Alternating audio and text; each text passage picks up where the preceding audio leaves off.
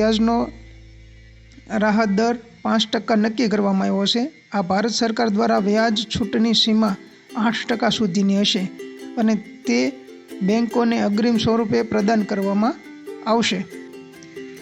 આ યોજનાનો લાભ કોને મળશે એ પણ જણાવી દઈએ કે પીએમ વિશ્વકર્મા યોજનાનો લાભ સમગ્ર દેશના ગ્રામ્ય તથા શહેરી વિસ્તારોના કારીગરો તથા કલાકારો નિશ્ચય મુજબના 18 પરંપરાગત વ્યવસાયો સાથે સંકળાયેલા લોકોને શરૂઆતમાં તેનો લાભ મળશે એવા વ્યવસાય કેન્દ્રીય પ્રધાન અશ્વિની વૈષ્ણવે મીડિયા સાથેની વાતચીતમાં કહ્યું હતું। પરંપરાગત કૌશલ્યને નિખરવા અને સંબંધી યોગ્ય તાલીમની તકો ઉપલબ્ધ કરવા, સ્કિલ અપગ્રેડેડ પ્રદાન કરવું એ આ યોજનાનો બીજો ઉદ્દેશ છે। કારીગરોને મૂળભૂત તથા આધુનિક સ્તરની તાલીમ આપવામાં આવશે।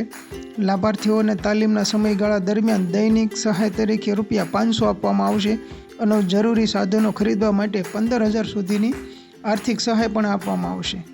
આ યોજના હેઠળ પ્રથમ 5 લાખ પરિવારોને આવરી લેવાનું લક્ષ્ય છે।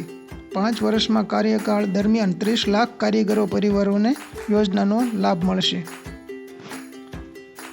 રજિસ્ટ્રેશન ફોર્મ માટે કારીગરોએ રજિસ્ટ્રેશન ફોર્મ ભરીને અરજી સુપ્રત કરવાની રહેશે। લાભાર્થીઓની નોંધણી ગ્રામ પંચાયત તથા શહેરી નગરપાલિકાઓના સ્તરે કોમન સર્વિસ સેન્ટર દ્વારા તેમજ પોર્ટલ મારફત ઓનલાઈન અરજી દ્વારા કરવામાં આવશે।